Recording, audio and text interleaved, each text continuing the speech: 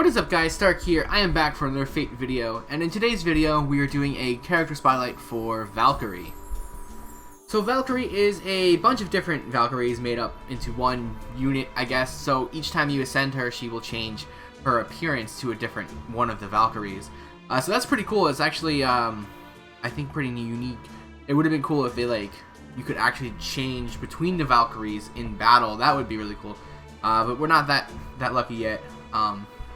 But she is a fantastic servant available in the Sigurd banner, which is currently out right now. And yeah, I really want to get this character, especially with Scotty around the corner. So yeah, let's just go ahead and talk about her a little bit and see what happens. So she is a 4-star Lancer, and at level 80, she will go up to 14,025 HP and 8,037 attack. So among the 4-star Lancers, she ranks last in attack, but first in HP. And a really cool thing about her is if you grail her out, she will end up with the highest HP total in the game. Now, this is assuming you don't have any other characters grailed out, but if you did, if you grailed out every other character currently available in NA, she will still rank 6th overall in HP, so her HP gain goes up pretty significantly when you grail her. Her star absorption is 87, her star generation is 12%, and her noble phantasm generation on her attacks is 0.86, and on defense it is 4%. So Valkyrie is an exceptionally good character, very helpful for farming and wave clearing, but her main purpose is that, but she really shines when she is paired up with Scotty. Now I know Scotty's not out yet technically, but she's coming so soon that I'm just going to go ahead and talk about her, because this character really does take it to a whole different level if you pair her with somebody like Scotty.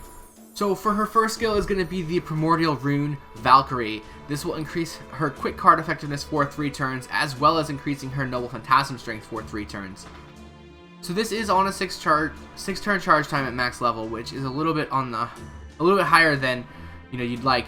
But this skill does exactly everything it needs to do, and there's really no drawbacks to it, because ideally by the time this skill ends, you would have already finished the fight, unless you're doing like a challenge fight or something. But this skill is pretty perfect for this character. So you get 3 turns for both your quick card effectiveness and your noble phantasm strength increase. And like I said, the fight should be over by then, because this character is very useful for farming, and she has a massive noble phantasm refund. So you'll be able to just fire off your noble phantasms. Effectively, you could potentially fire off your noble phantasm 3 times in 3 turns and win the fight. Now this is pretty much due to Scotty, not Valkyrie, but Valkyrie's noble phantasm refund plays a huge role in that as well. Her second skill is going to be the Swan Mystic Code A. This will apply evasion 1 time over the course of 3 turns, debuff immunity 1 time over the course of 3 turns, and damage cut 3 times over the course of 3 turns. So this will also be on a 6-turn charge time, but this one has a little bit more in it than the first skill for defense. So 1,000 damage reduction for 3 turns, or 3 times over the course of 3 turns, and evading that first attack will make this character pretty tricky to kill, considering she has really high HP as well. It's going to be very tricky to kill this character while she is just spamming her noble phantasm away to eliminate the enemies.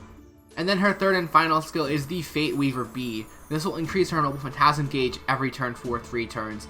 This will also recover her HP every turn for 3 turns, and this will also increase the amount of critical stars she gains for 3 turns. Now this one is on a 7-turn charge time at maximum level, but again, you have a lot of effects here. So you'll get 10% to your gauge field every turn for 3 turns. You'll also heal 1,000 HP every turn for 3 turns, and you'll gain 10 critical stars every turn for 3 turns.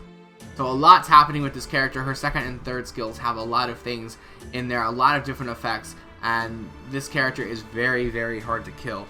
For her passives, she does have 2. The first one is Magic Resistance B, which will increase your debuff resistance by 17.5%. And the second one is Divinity A, which will apply damage plus 200. So all in all, Valkyrie has a fantastic kit of skills. She has offensive, defensive, survivability. She's got a lot of stuff built into her kit. The only drawback is that they are a little bit on higher cooldowns. So if you are in a longer fight, it might be a little bit tricky. But realistically speaking, this character has just about everything you want and more. So overall, I will give her 4.5 stars for her skills, just because of the little bit of the higher cooldowns. And some of the percentages are a little low, but overall, fantastic kit of skills. So for her command cards and her Noble Phantasm, for her command card deck, she has 2 quick, 1 arts, and 2 buster, and the hit counts are going to be 3 on the quick, 2 on the arts, 3 on the buster, and 4 on her extra attack. So she got pretty good hit counts, and on her command chains, for her damage output is going to be buster quick, buster extra, and then for her Noble Phantasm gauge, she really doesn't have too much for her gauge. That'll be like the hardest part, getting her Noble Phantasm fired off to begin with. That'll be the biggest obstacle. So you'll have to do 2 arts cards before her, and then you'll have to use her arts card, and that'll only get you a 42% increase to your gauge. But ideally, you're going to bring in a craft essence that will either give her maximum Noble Phantasm gauge, or you'll have some other way of doing that. Ideally, a maximum broken kaleidoscope would be what you'd want, so you can fire off a Noble Phantasm first turn, and then you're good to go. And for critical stars, quick, buster, quick, extra for 18 stars. As for her Noble Phantasm, this is going to apply short hit to herself, as well as dealing damage to all enemies. And on the overcharge effect, this will have a chance to inflict death for demonic enemies.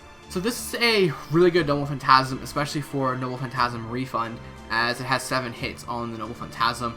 You also do have sure hit there, so you're going to make sure you actually land the strikes. And it does some pretty good damage as well. Now you do also have this comboed in with her first skill to get an increased damage there.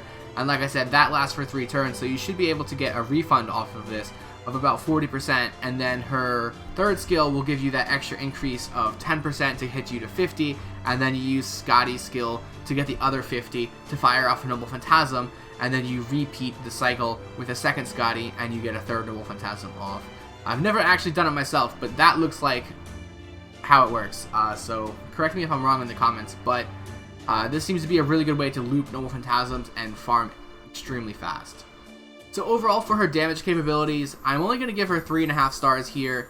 She does really good damage with her Noble Phantasm, but outside of that, and if you're not using a Scotty, then she doesn't have that much output, and I'm not ranking her based on what Scotty can do for her. I'm ranking her based on her how she works as an individual unit. So her stats may be a little bit lower, but just know that if you put Scotty with Valkyrie, she's going to be a fantastic servant. For her critical ability, she's also going to get 3.5 stars. She's pretty good at generating stars if you do use her Noble Phantasm, and she does have a little bit as far as support there where she gains stars every turn, but she doesn't have anything to increase critical damage, gather rate, absorption rate, anything like that. She just has the increase to stars. Yeah, not much for crits, but once you get this team rolling, she really shouldn't have any issues there, and honestly, you don't need to do crits with this character too much. Her Noble Phantasm is going to get 4 stars. She has a pretty hard time in getting her Noble Phantasm generated to begin with, so that's to be the main drawback. Once you fire it off, though, you should be pretty good, as long as you have a plan for getting the rest of the gauge filled, which generally speaking, most people will, whether it be Scotty or somebody else. Even if you're just going for a second Noble Phantasm, you could just use a waiver and get the 50% there, or even double waiver can still get you, 50% each turn, as long as you stagger it out a little bit. So there's a lot of different ways to make it work. You just have to have that plan in place before you go into the fights. And even then, you do have the short hit on her Noble Phantasm. It does pretty good damage, and it does also have a chance to inflict death for demonic enemies. So there's a whole lot going on there, and a lot of opportunity to one-shot the wave. Her survivability is going to get 5 stars. I'm sure that's no surprise. She has really high HP. She has a ton of defensive stuff built into her kit of skills. She can heal. She has a damage cut. She has an evasion, debuff immunity. Like, there's a lot going on here. So yeah, she's definitely gonna be really tough to kill, and that's awesome because you don't want her to die. You want to use her as the wave clearing on your team. Her versatility will only get 3 stars, or 3.5 stars rather, because she's very limited outside of those situations which I just talked about, where you use like a Scotty or a waiver to get her Noble Phantasm generated. She doesn't offer much support for other teams. She's definitely hard to kill, but she can't really help someone else. You definitely need to bring in support for her, but if you do have that support, then she's going to be a fantastic servant. So overall, she will also get a 4 out of 5. Very, very good servant. She'll get significantly better with Scotty coming out, and pretty much any quick servant, really, but Scotty is definitely the one you want just to make farming that much easier for you. The only drawback here is that she also needs Aurora Steel to max out herself.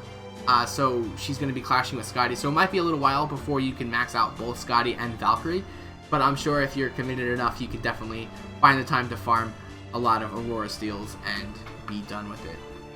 So as for the banners that she comes out on, she's out right now in the Lost Belt 2 banner along with Sigurd and Brynhild, so that'll be a very good banner for her. And then she'll also come back for the 3rd anniversary Lucky Bag, so that'll be a class specific one that'll be coming out relatively soon. She'll come back later on this year in the Winterfest along with Napoleon, so if you missed Napoleon or you decided not to pull on Napoleon and you're skipping this banner, you could also go back and pull for her in December. So there's always that, and that'll be pretty good. As far as this year goes, that's it for Valkyrie. She does come back quite a few times though, it looks, next year, but I'm only going to talk about the banners currently coming out in this year's set. So that's it, guys. Thanks for watching. I hope you enjoyed the video. If you did, feel free to like, comment, and subscribe. And as always, I have the links below to my Twitter, Twitch, Patreon, and Discord, so feel free to check those out. And I'll leave you guys here with Valkyrie's Noble Phantasm, and I'll see you next time. 同意たい。権限開始します。同期開始。